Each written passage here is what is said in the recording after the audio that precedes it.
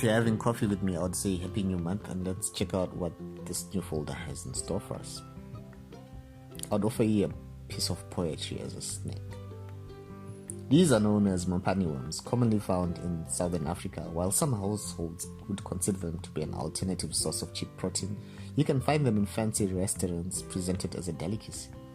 I've also seen an episode of Fear Factor where people struggle to eat them, and I laughed and laughed and laughed. Mopane worms are so called because they predominantly feed on the leaves of Mopane tree. They are also known as Madora in Shona, Matimbi in Ndebele. If you know any other names, kindly drop them.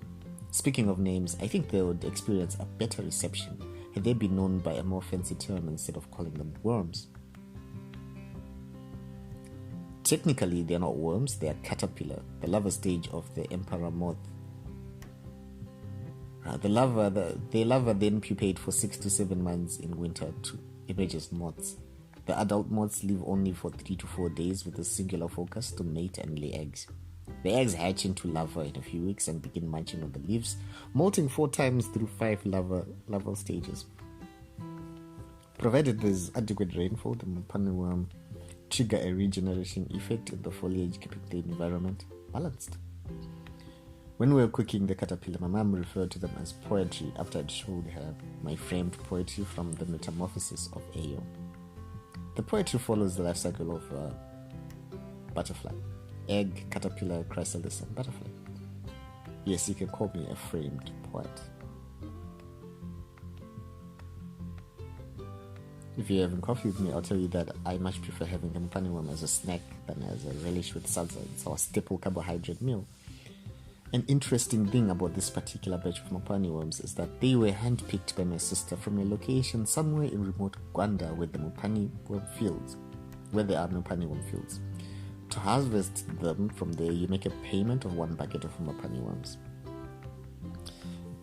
There's a surprisingly well-coordinated Mopane worm harvesting fields, and they even monitor the quantities, letting people know they wish to harvest threshold that ensure that there's sufficient caterpillar to mature into adulthood and lay eggs, ensuring continuity of the life cycle.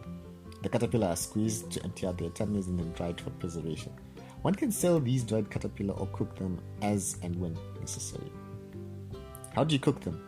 The simplest method is to soak them in water to soften them as they will have dried up, then boil for about 15, then rinse out, add more water, boil for another 20 minutes, drain water, add cooking oil, fry till crispy. Add onions, tomatoes, and seasoning, and serve as desired. If you're having coffee with me, I'll tell you that my sister had intended to market Mopane worms at the just ended Zimbabwe International Trade Fair in Bulawayo. Unfortunately, the harvest this season was not that bountiful to have a marketable quantity. She had also wanted to exhibit an African candy made from baobab tree. Have you seen the likes of these? We missed out on the ZTF because the feedback looks like it was quite the litter fair, although the one thing I was happy to miss was the mascot for the new local TV channel called Jiva.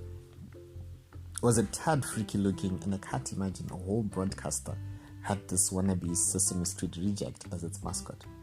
Maybe it's still an ugly worm and one day we'll wake up a butterfly.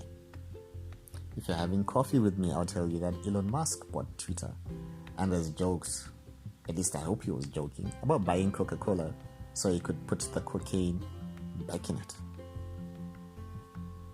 Well, while we are there, maybe he can buy our TV station and get them to stop broadcasting entirely, or if he were particularly inclined, he could even revamp, or better yet, maybe he could buy the whole country.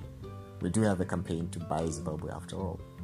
Well, it's supposed to be a promotion for buying local goods, but hey, one can try. If you're having coffee with me, I'll tell you that we had the Afro Bloggers meetup on Zoom, and it was a delight to connect with some of the people who have been part of our inaugural blogging fellowship. Do check out the articles below if you have a moment. What's been going on in your neck of the woods?